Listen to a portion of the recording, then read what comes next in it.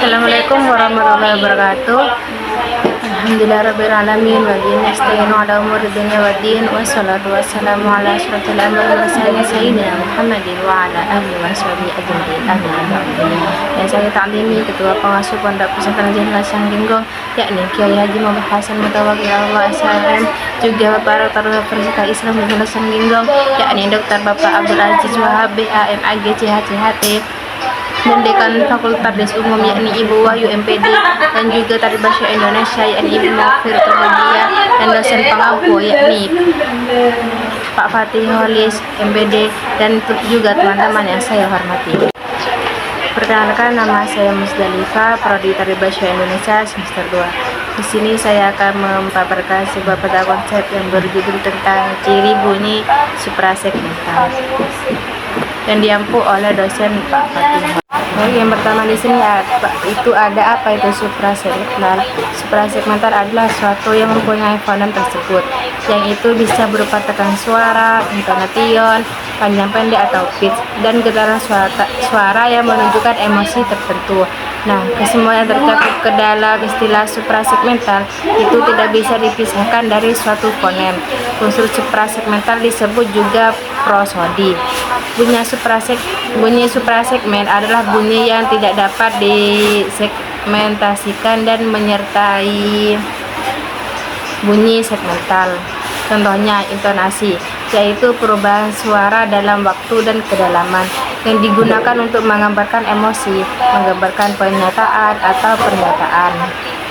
Yang kedua, di sini ada jenis-jenis bunyi suprasegmental. Di sini ada 4, pertama ada tinggi sampai rendah yakni nada, keras atau sampai lemah yakni tekanan, panjang sampai pendek yakni durasi, senyap jeda, nada adalah speed.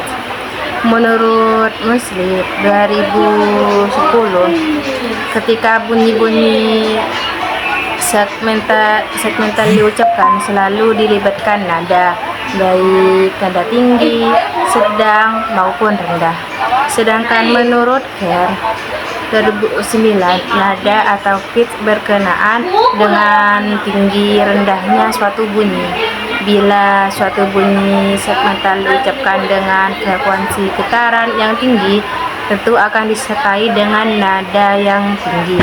Sebaliknya, kalau diucapkan dengan frekuensi getaran yang rendah, tentu akan disertai juga dengan nada rendah.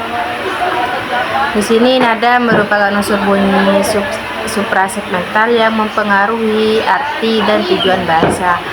Nada dapat digunakan untuk menggambarkan emosi, menggambarkan pertanyaan atau pernyataan, serta menggambarkan arti yang lebih tepat. Adapun nada yang lazim dipakai dalam bahasa nada dapat dihendakkan menjadi 5. Menurut C.F. Ferhar, Simus 97749, Samsudi 1978, 1231, yaitu yang pertama ada nada naik, yaitu nada yang meninggi ditandai dengan garis miring ke kiri. Yang kedua ada nada datar ditandai dengan strip. Yang ketiga ada nada turun, yaitu nada yang merendah ditandai dengan garis miring ke kanan. Yang keempat ada nada turun naik, yaitu nada yang merendah kemudian meninggi dengan ditandai dengan huruf V. Yang kelima ada nada naik turun, yaitu nada yang meninggi kemudian merendah ditandai dengan petik koma atas. Selanjutnya di sini ada tekanan. Tekanan adalah menurut Muslim 2010 menyatakan bahwa bunyi segmental yang diucapkan tidak pernah lepas dari keras atau lemahnya bunyi tersebut. Yang kedua ada menurut Cher, yakni 2009, menjelaskan bahwa tekanan atau stres menyangkut masalah keras lemah. Baik, dalam bahasa tertentu, variasi tekanan ini ternyata bisa membedakan makna pada tataran kata. Tekanan selalu bersifat silabis, yaitu tekanan yang diarahkan pada silaba tertentu. Pada tataran kalimat, tekanan bersifat leksis, yaitu tekanan yang diarahkan pada kata tertentu yang ingin ditonjolkan. Yang kelima di sini ada durasi. Durasi adalah menurut Khair 2009 menjelaskan bahwa durasi berkaitan dengan salah panjang pendeknya atau lama singkatnya satu bunyi diucapkan. Tanda untuk bunyi panjang adalah titik dua di sebelah kanan bunyi yang diucapkan, dalam kurung titik-titik, atau tanda garis kecil di atas bunyi segmental yang diucapkan, atau strip. Durasi dalam bunyi suprasegmental merujuk pada lama suatu bunyi diartikulasikan. Contohnya di sini ada jeda. Menurut Musli 2010, yang dimaksud dengan penghentian adalah pemutusan suatu arus bunyi-bunyi segmental ketika diujarkan oleh penutur. Sedangkan menurut Khair 2009 menjelaskan jeda atau persediaan berkenaan dengan hentian bunyi dalam arus ujaran. Jeda dalam bunyi suprasegmental merujuk pada ruang waktu yang diperlukan untuk membuat suara lebih menarik dan memperindah bahasa. Macam-macam jeda di sini. Yang pertama ada jeda final, yaitu perhatian berada di akhir kalimat dan menandai intonasi berakhir. Yang kedua ada jeda non final, yaitu perhatian berada di tengah kalimat yang menandai frase tertentu. Notasi yang digunakan: satu, jeda final yang paling ganda dengan contoh pagar.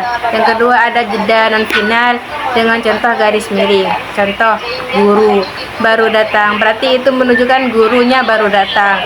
Yang kedua ada guru baru datang, berarti ada guru baru yang datang. Jeda dalam yang menunjukkan antara satu suku kata dengan silab belail, laksala belain, contohnya semangat atau kucing.